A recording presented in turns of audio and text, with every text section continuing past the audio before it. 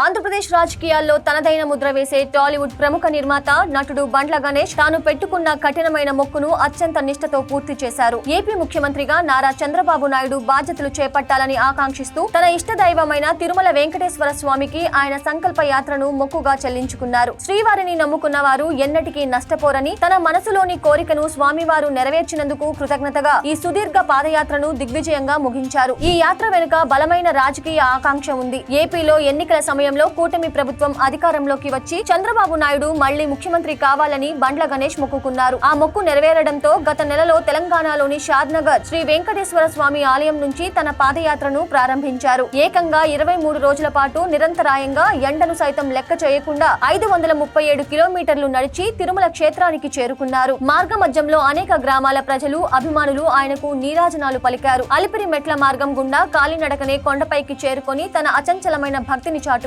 తిరుమల చేరుకున్న బండ్ల గణేష్ కు అక్కడి నేతలు, అభిమానులు ఘన స్వాగతం పలికారు. ఉదయగిరి ఎమ్మెల్యే కాకర్ల సురేష్, తానా మాజీ అధ్యక్షుడు సతీష్ వేమన ఆయనను సాదరంగా ఆహ్వానించారు. అనంతరం ఆయన టీటీడీ చైర్మన్ బిఆర్ నాయుడును మర్యాదపూర్వకంగా కలిసి యాత్రా విశేషాలను పంచుకున్నారు. మీడియాతో మాట్లాడుతూ బండ్ల గణేష్ భావోద్వేగానికి లోనయ్యారు. చంద్రబాబు సీఎం కావాలని తాను కోరుకున్నానని, ఆ మొర ఆలకించిన స్వామివారికి తన జన్మంతా రుణపడి ఉంటానని చెప్పారు. ఈ యాత్ర తన జీవితంలోనే ఒక గొప్ప ఘట్టమని, తన సంకల్ప బలానికి భగవంతుడి ఆశీస్సులు తోడయ్యాయని పేర్కొన్నారు బండ్ల గణేష్.